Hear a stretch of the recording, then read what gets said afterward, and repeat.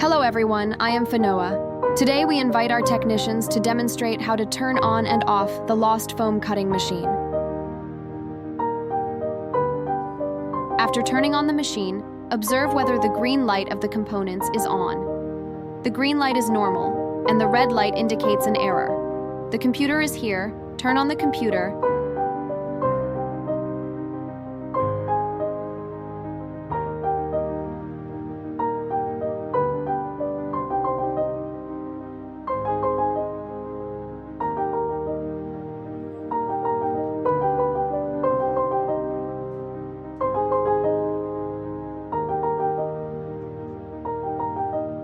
And shut down when the main power is turned off. Thank you for watching. I'll see you next video.